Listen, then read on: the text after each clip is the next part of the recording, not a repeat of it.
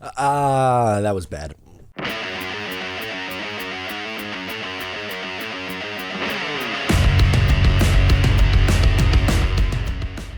Hey, what's going on? I'm Matt O'Leary, back with another video. Today I'll be recapping the Jets versus the Bills here in week 10 of the NFL season. Before we get started, just wanted to mention you can follow me on social media at Matt O'Leary NY. If you haven't already, please make sure to check out the Just Jets podcast wherever it is that you get your Jets podcast. So I was under the weather the last couple of days. As you could tell, my voice isn't great. I was fighting off a cold a little bit, but still not worse than the New York Jets going up against the Buffalo Bills. Just an absolutely putrid performance from the Jets today. Jets start with the ball, and there was a penalty on the opening kickoff, and that usually tells you where things are going to go. And I guess that was a good indication because the Jets would go 3 and out. Mike White was almost picked on the second play of the game. He got a few balls tipped over the middle of the field, which just wasn't good. The Bills go right down the field. All day long, they were just going right down the field on this Jets defense. Most of the time on the ground and play action pass, dumped it off to Matt Breida of all people. Like, he's barely played all year long. He finds the end zone, 7-0. Jets get the ball back, and one of the softest offensive pass interference calls that I've ever seen in my entire life against Elijah Moore. You get intercepted. Mike White's arm was hit on the play. Why? Greg Van Roten's guy beat him. Shocking, I know. Not a good player that Greg Van Roten is. So, Bills with great field position at this point. They drive a little bit again. Credit to Echols early on. He held Diggs in check initially. Bills had to settle for a field goal, so 10-0. Probably should have been 14-0, but nonetheless, the Jets get it back and 3 and out. So you start your game with a 3 and out, a interception, and then another 3 and out. Not great.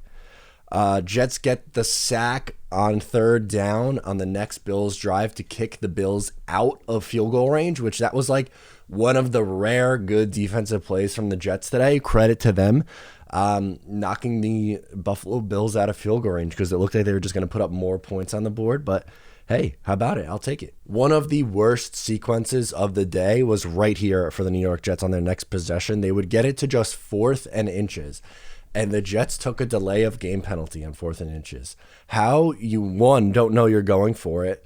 2, don't just run up to the line, do a QB sneak. 3, coaching doesn't take a timeout. Like, I just don't know how in that situation you could possibly get a delay of game. And then to make matters worse, Mike White was hit well after the whistle and no call. Nothing, of course, because why wouldn't there be? So instead, the Jets would have to punt because, of course, the Jets defense stays in check, though, holds Buffalo. Bills punt back. White once again hit after the whistle. No flag. It's just like couldn't get anything going. The Jets would settle for a long field goal attempt, but Amendola was able to hit. So 10-3 at this point. The next drive, I'm calling the Stefon Diggs drive. He went 57 yards over the top of Echols, who would get hurt right after that. Diggs over Guidry, which was ruled out of bounds. The next play, Diggs over Guidry again, 17-3. Why the Jets wouldn't put any safety help for Javelin Guidry, who just entered the game to replace the injured Echols, I don't understand, but 17-3. Before the end of the half, you'd get some ugliness. Why? Because Corey Davis fumbled. Man, has he been brutal for the Jets. Yes, there's been flashes. There's been points. In his first game, looked great. But way too many drops, way too many fumbles, and like zero consequences. The guy just gets to continue to be a starter on this team, doesn't sit. God forbid, other players on this team make that same mistake. They'd be sent to Siberia. Nonetheless, another fumble, disgusting. Down 17-3 at the half. Right out of the half, 5-play, 75-yard drive for Buffalo, make it 24-3. Mike White tries to go deep. LOL, picked off. It was fun while it lasted, but the Mike White era is over. The deep ball wasn't there for him. Just a brutal pick. Another Matt Breida touchdown. The guy hasn't played basically all year. He has 2 touchdowns today, 31-3. Buffalo's up at this point. Mike White picked off again, his 3rd of the day. Route got jumped. Moss touchdown on the next drive. I mean, they're just piling on at this point. Zach Moss gets into the end zone. White picked off a 4th time. It's just the wheels fell off in the second half. It was just brutal. There's no excuse. Allen was then picked off almost initially right after by Neesman. Love a big play when you're down by 35. Like, I guess good on the defense for coming to just, showing up when you're down 5 touchdowns. But game was over at that point. Why Buffalo was still throwing and being aggressive, I don't exactly know. But it goes back to the same things you say after the New England game. It's the NFL. Make a stop. I'm tired of it. I don't want to see any more videos of Robert Saleh running up the stands before the games. How about a video of a defensive stop for a change? That'd be nice. I'd rather see that. Michael Carter gets in on a rushing touchdown to make it 38-10. Man, has he been a good find in the 4th round for the New York Jets and Joe Douglas, who desperately need some mid-round help, and this roster just needs help in general. He's been good. I'm happy with Michael Carter's performance. Jets force a fumble and recover. Nice play by Quinnen Williams. Singletary gets into the end zone now, make it 45-10.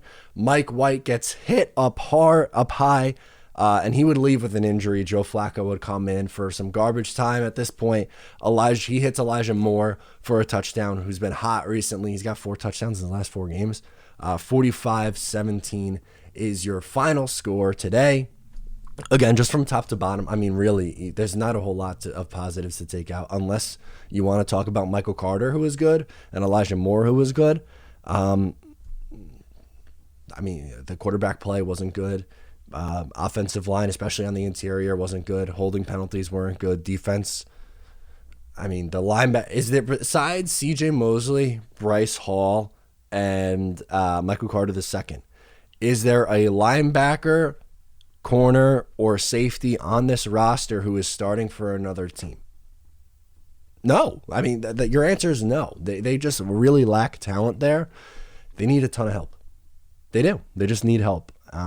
It's bad. I know the Jets weren't going to be good either this year and in this game particularly. I did not think the Jets were going to win, but you got to be at least a little bit competitive. They've essentially, and they've lost, 7 games? How many of their games have been close? Carolina? That's pretty much it. Everything else, all their other losses have been brutally bad. Except for, a late garbage time comeback to almost get it in between 10 for Indianapolis? Like, come on. Both Patriots losses stunk. This one stunk. Falcons was ugly too. It's like you just go right down the line. It can't get any worse, but I guess your positive spin is that more than likely Zach Wilson is coming back to play next week, and they're going up against the Dolphins, the Texans. You got the Dolphins again in that stretch. Like, you have some winnable games coming up. So maybe they just play better and look better, but on days like today, it's just hard. It is. There's no way around it. It's just hard to watch this team on a day like today when they were out of it pretty much from Jump Street. So there you go. Sound off in the comments. Get at me on social media. That's all I got for today.